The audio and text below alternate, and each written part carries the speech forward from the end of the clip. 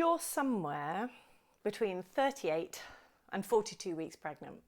Something feels a bit different today, and you've just typed signs of labour into YouTube because you genuinely don't know if this is it. I see you, and this video is exactly for you. I'm going to walk you through every sign, from the earliest hints that labour is approaching all the way to established labour, so that by the end of this video you actually know what you're looking for. And I'm going to tell you the one thing that most first-time mums get completely wrong in early labour. Hi, I'm Melanie. I'm a birth doula, a hypnobirthing teacher and a senior clinical hypnotherapist. I've been working with pregnant women for over 11 years now, at home, in hospital, in birth centres, in operating theatres. I've sat with women through the very early hours of labour, and I've been there when babies arrived. I know what labour looks like from the outside, and I know what women wish they'd understood before it started. Before I go through the signs, I need to tell you something that I wish every first-time mum knew. Labour is most likely going to be a marathon, not a sprint. It doesn't usually start dramatically. It doesn't usually start with your waters breaking in a supermarket. For most first-time mothers, labour begins slowly, gently, quietly, and it unfolds over many hours before it really gets going. This is completely normal. And here is the single most important piece of advice I can give you for early labour. Don't watch paint dry. Don't watch the paint dry on your labour. When you put your clothes in the washing machine, you don't then stand there and watch them going round and around. When you paint a wall, you don't sit in front of it watching it dry. When you notice these first signs, something is beginning, something is different, do not stop everything and focus all of your attention on it. Carry on carrying on. Make a cup of tea, watch a movie or a show you love, go for a walk, sleep if you can. Labour will build all on its own. And the very best thing that you can do is conserve your energy and stay calm. I promise you, when it's really happening, it will have your full attention without you having to chase it. Right, let's go through what you might notice. The nesting instinct, a sudden, almost urgent need to clean, organise and prepare.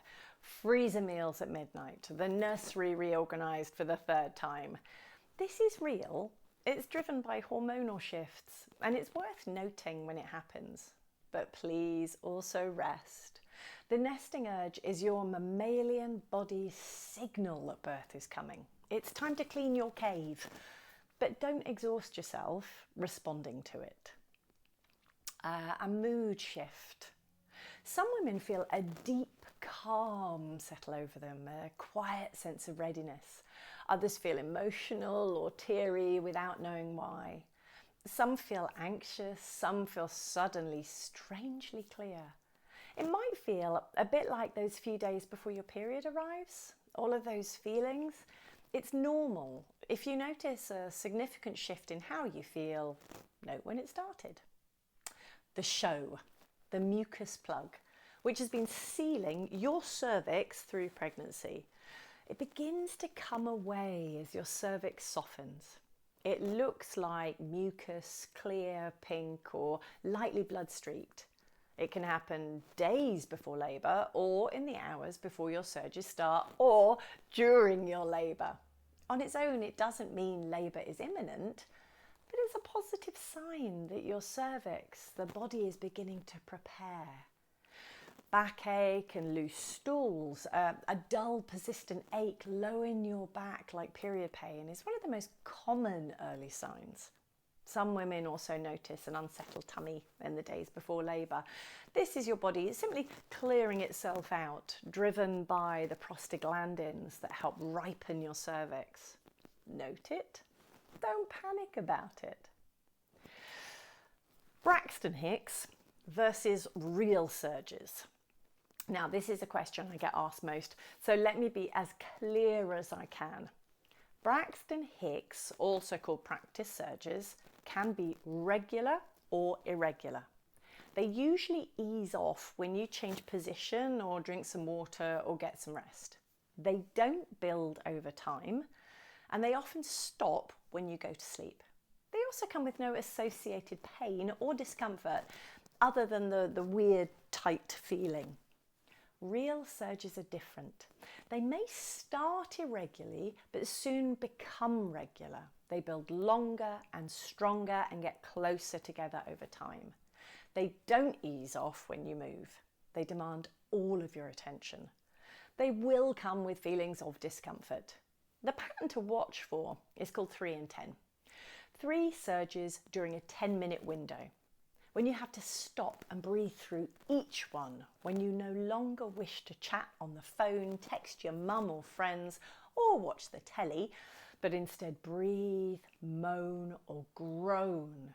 This is generally when to consider calling your midwife and heading in for a first baby.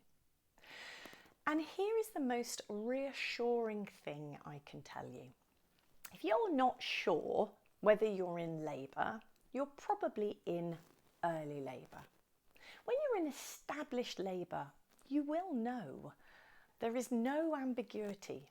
The surges will be asking for your full, undivided attention. Your water's breaking. Only around 10% of women have their waters break before labour is underway. For most, it happens during active labour and often quite late. So if your waters haven't broken, that's entirely normal. This wonderful sac of waters is nicely protective of your baby during labour. When it does happen, it might be a gush, a slow trickle, or a pop followed by wetness. The fluid should be clear or pale straw coloured. If it's green, brown or blood-stained, call your midwife immediately because that needs to be assessed. If you're not sure whether it's your waters or not, use a pad. Amniotic fluid keeps coming because your body keeps producing it.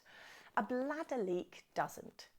If fluid keeps arriving, you can call your midwife and just let them know. So when to call your midwife? Call immediately and don't wait if your waters break and the fluid isn't clear. You notice a significant reduction in your baby's movements. You have heavy bleeding.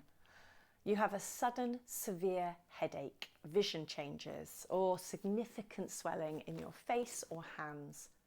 Or, and I want to say this clearly, if something just feels wrong. Trust yourself. Always. Call to let them know what's happening, not necessarily to go in straight away when your surges are following the 3 and 10 pattern, when your waters are broken, even if surges haven't started, or when you simply need some reassurance. You will never be wasting anyone's time by calling. That's what your midwife team is there for. Now, I want to tell you something I've observed consistently over years of supporting women through birth. Women who have prepared with hypnobirthing move through early labour differently. Not necessarily with less sensation, but with less fear. They know what's happening and why. They know what to do, and so instead of watching the paint dry, they go for a walk, have a bath, put a film on, breathe through their surges and sleep between them. They arrive at the point of calling their midwife calmer, more energised, and in a very different state to women who've been tense and anxious for hours. And that state, that That calm has a direct effect on how their labour then progresses. Preparation for birth isn't a luxury. It's the most practical thing that you can do for yourself. If this video was helpful, everything we've covered today, understanding the signs of labour, what to do in early labour, the breathing techniques that help you stay calm through every surge, is taught in depth in the Better Birth Stories online hypnobirthing course. 94 lessons, 12 professional MP3s, £39, $47 with a 30-day guarantee. Links are in the description, including 5 completely free lessons and a free relaxation track that you can start tonight. The next video you should watch after this one is about when to go to hospital in labour, and I'll link it on screen now. Subscribe for a new video every week and leave your questions below. I do read every single one.